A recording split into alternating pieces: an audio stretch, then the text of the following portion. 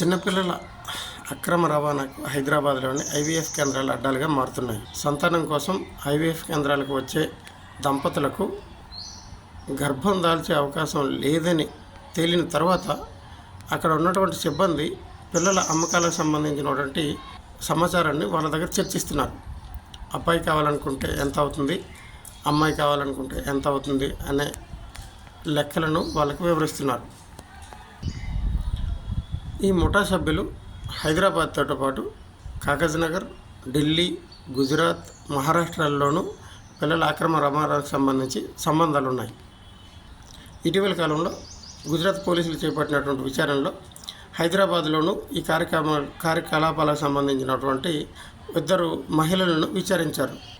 సికింద్రాబాద్కి చెందిన ఇద్దరు మహిళలను విచారించగా అబ్బాయికి 3,20,000, అమ్మాయికి 2,50,000 చెల్లిస్తున్నట్టు విచారణలో తేలింది. గడిచిన నెల రోజుల కాలంలో ఈ చిన్నపిల్లల అక్రమ రవాణాకు సంబంధించిన అంతర్రాష్ట్ర ముఠా సభ్యులు ఏకంగా 10 మందిని పోలీసులు అరెస్ట్ చేసి విచారించారు. ఈ క్రమంలో అంతర్రాష్ట్ర ముఠా కార్యకలాపాలు మురుగన్ ఎవరైతే ఉన్నారో ఆయన సంబంధించిన ముఠా సభ్యులందరినీ కూడా అరెస్ట్ చేశారు.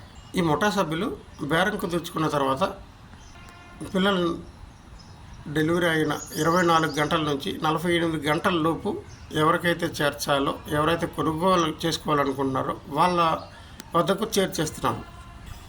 ఈ తతంగంలో ఐవీఎఫ్ కేంద్రాలకు సంబంధించిన సిబ్బంది కీలకంగా పాత్ర వహిస్తున్నారు.